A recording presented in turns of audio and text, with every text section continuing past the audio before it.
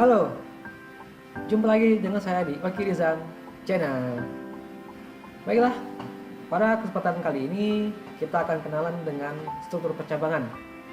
Yang mana untuk struktur ini kita akan coba ke dalam bahasa program Java.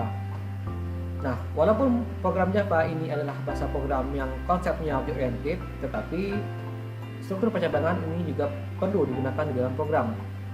Ya, sama-sama yang sudah kita ketahui bersama adalah yang namanya percabangan ini sebetulnya adalah masuk ke dalam struktur ataupun teknik program terstruktur. Ya, ada percabangan, ada pengulangan. Tetapi pada dasarnya pada saat dibikin program, walaupun kita menggunakan konsep object oriented, maka percabangan itu tetap harus kita gunakan. Oke. Sekarang langsung lihat saja ya sedikit mungkin definisinya seperti apa untuk percabangan. Sebelum tentunya kita lihat di program seperti apa sih contoh programnya.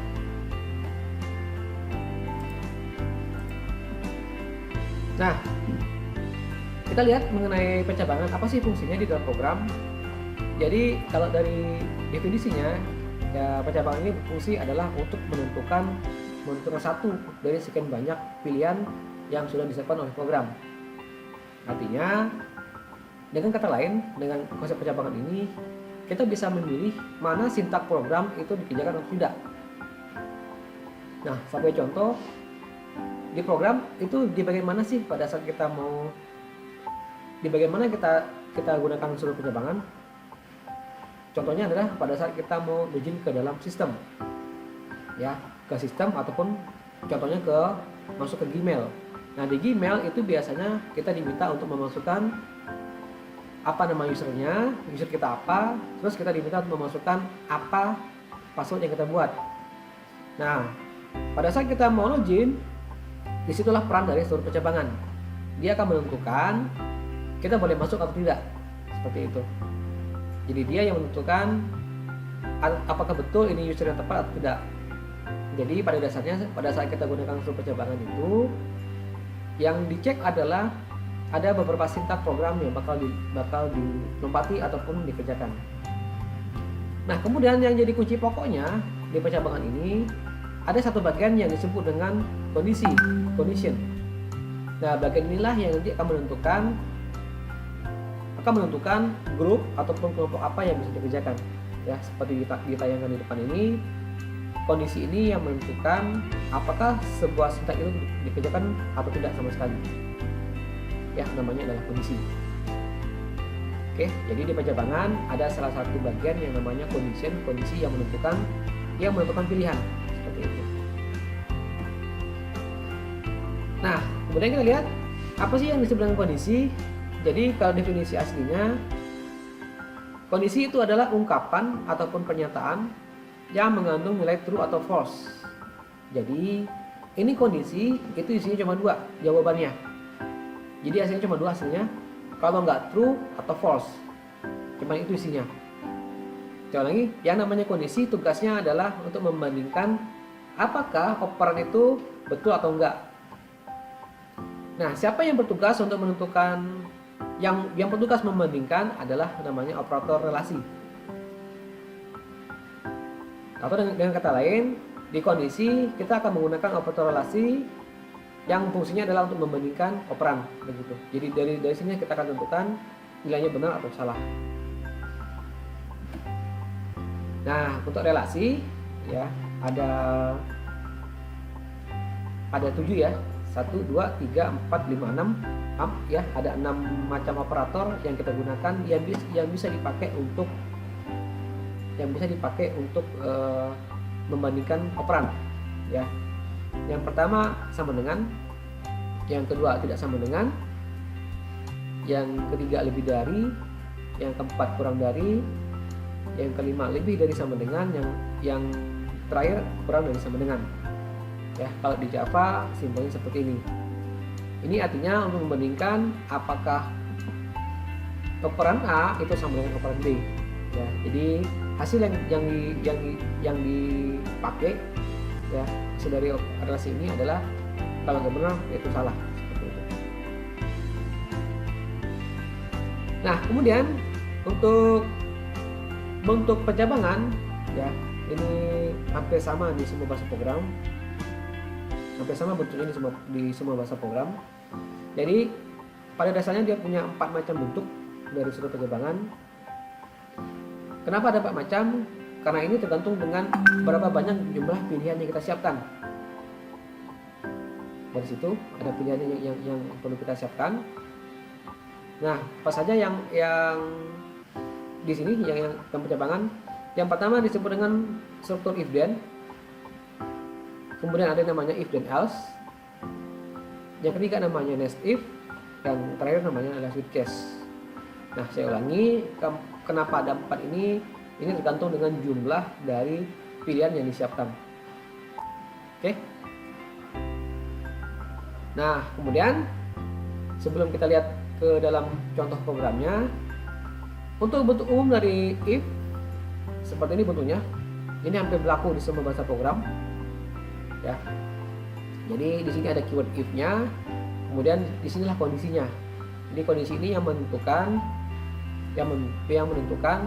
apakah nilainya benar atau salah. Dari sini nanti blok sintak program yang di bawahnya itu dikerjakan atau tidak sama sekali. Kemudian harus diperhatikan pada saat kita mau menuliskan operatornya, ya harus diperhatikan di sini jangan sampai keliru karena ada cara-cara yang bisa kita pakai ya seperti ini. Dari beberapa contoh ini betul semua, tapi pastikan jangan sampai bikin seperti yang di bawah ini. Ini artinya ini salah, kita nggak boleh bikin kisah seperti ini ya. Nanti efeknya nggak bakal dikenali dengan program.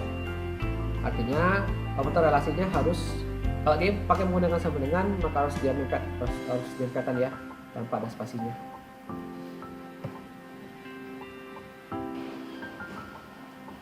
Oke, sekarang kita lihat bentuk yang pertama, bentuk indent. Nah, kapan kita pakai bentuk ini? Ini kita pakai kalau kita hanya menyiapkan satu pilihan aja. Kita hanya butuh satu kelompok baris perintah saja. Artinya nanti pada saat kita jalankan programnya, program hanya membentuk satu buah pilihan. Nah, kalau kita lihat dari bentuk umumnya, kita bisa lihat strukturnya seperti ini. Kondisi ada di sini, kondisinya. Kemudian bloknya cuma ada satu. Ya, ini yang blok yang bisa dikerjakan atau tidak tergantung dengan kondisi. Nah, artinya kalau kondisi di sini betul, maka blok ini akan dikerjakan. Tapi kalau tidak, dia akan langsung lewat ke bawah ke next instruction yang di bawah sini. Ya. Nah, bisa juga kita lihat dari bentuk gambarnya seperti ini ya. Ini namanya kondisi. Ini namanya kondisi. Seperti ini kondisi. Kalau dia di sini nilainya benar ataupun true, maka dia masuk ke blok ini, statement true yang ini, yang ada di dalam kurung berawal ini. Tetapi kalau salah, dia akan langsung lompat ke bawah. Ini bakal kita lewati. Oke. Nah, sekarang kalau sudah, kita lihat contoh programnya. Oke, sekarang kita lihat bentuk yang pertama. Contoh program dari if then. Di sini sebagai contoh kita buat programnya seperti ini ya. Nah, yang mana sih struktur if then? Yang ini dia. Ini yang saya blok seperti ini. Ini struktur if then-nya. Kita bisa lihat di sini kondisinya adalah angka lebih dari 5. Nah, angka ini jangan keliru ya. Ini adalah variabel. Nah, dari mana tahunya? Dari sini tahunya ini. Kita buat satu buah variabel bernama angka. Kemudian nanti dari sini variabel ini akan menampung inputan dari sini ya. Ini bakal diinput dari sini. Input readline. Input dimasukkan ke variabel angka. Nah, kalau dari teorinya, ini teorinya artinya akan mengecek apakah angka yang kita input itu lebih dari 5. Nah, kalau dia lebih dari 5, maka blok ini bakal dikerjakan. Tapi kalau angkanya itu kurang dari 5, maka dia akan langsung lompat ke bawah. Ini nggak bakal dikerjakan sama sekali. Oke? Sekarang langsung kita coba saja ya. Kita run programnya. Nah, proses komplit, nggak ada yang salah. Masukkan sebuah angka. Nah, angkanya yang kita masukkan, jadi dia masuk ke sini nih stepnya. Sampai sini stepnya, kita masukin angka, kita coba ya. Kita masukin angka 6. Nah, ini artinya angka 6 ini bakal masuk ke variabel angka, bakal masuk ke sini 6-nya. Ini berarti apakah 6 itu lebih dari 5? Maka itu seharusnya jawabannya adalah true, benar. Kita coba saja ya. Kalau dia benar, harusnya masuk ke sini harusnya. Kita coba saja, kita enter. Nah, munculnya angka yang input lebih dari 5. Ini artinya ini perintahnya benar, true, maka dia akan kerjakan blok ini baru ke sini. Nah, ini artinya statement ini betul, nggak ada yang keliru ya. Tapi betul ini perintahnya untuk pencabangannya. Sekarang kebalikannya, kita coba yang kedua. Kalau kita coba input kurang dari ya, input kurang dari, misalnya berapa? Saya masukin angka 4. Nah, angka 4 berarti angka 4-nya masuk ke variabel angka. Ke sini berarti masuk angka 4. Nah, begitu masukin angka 4, apakah 4 kurang lebih dari 5? Itu pasti false jawabannya. Seharusnya ini nggak bakal bisa kecetak. Kita coba ya, saya enter. Oke. Otomatis silahkan langsung lompat, langsung masuk ke sini. Begitu. Nah, inilah fungsi dari struktur percabangan ya, seperti contoh. Ya, ini bentuk yang if then, tunggal ya, bentuknya cuma satu. Saya balik ke slide-nya. Nah, yang ini yang if then-nya. Nah, kalau yang if then else, ini bentuk yang kedua. Bentuk yang kedua ini kapan dipakai? Kalau kita punya dua buah pilihan. Ya. Artinya pada saat kita true, pada saat di kondisinya hasilnya adalah true, maka ini bisa dikerjakan. Ya, kalau true yang ini ya. Kemudian kalau dia salah, ini dikerjakan. Ya. Soal ini bentuk if then dipakai, if then else dipakai kalau ada dua pilihan yang kita siapkan di dalam program. Nah, sekarang kita langsung lihat contoh programnya di sini ya. Ini contoh programnya, ini sudah saya siapkan sama seperti yang ini ya. Kita lihat bedanya, gimana bedanya? Di sini bedanya. Ya. Kalau untuk if then else ada bagian ini ya. Ini blok yang kedua. Oke, ini blok yang keduanya. Ya, yang keduanya seperti ini. Kita coba saja. Kalau ini saya buat angkanya untuk dengan ini ya, sama dengan ya. Ini saya ganti ya. Oke, bentar, ini saya ganti dulu nih. Ini harusnya lebih dari. Nah, apakah angkanya lebih dari 5? Ya, dia akan masuk ke sini. Kita coba saja nih. Coba programnya, saya jalankan programnya. Nah, saya masukkan sebuah angka. Sama ya kayak tadi ya contohnya ya. Saya masukkan angka 6. Begitu di enter, maka dia masuk ke blok yang ini. Langsung ke selesai yang ini. Muncul selesai yang ini.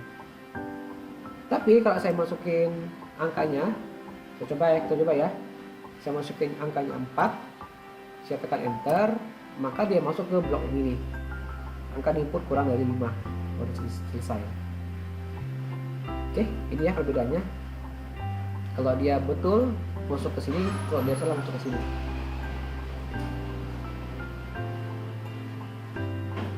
Nah, sekarang kita lihat yang bentuk yang ketiga, namanya bentuk else if ya. Nah, kalau yang bentuk ini dipakai kalau kita punya pilihan lebih dari 2 atau pilihan itu banyak ya. Kalau pilihannya banyak itu bisa pakai seperti ini. Artinya untuk kondisinya bisa lebih dari 2 kayak ini ya. Nah, apa sih cirinya? Cirinya begini.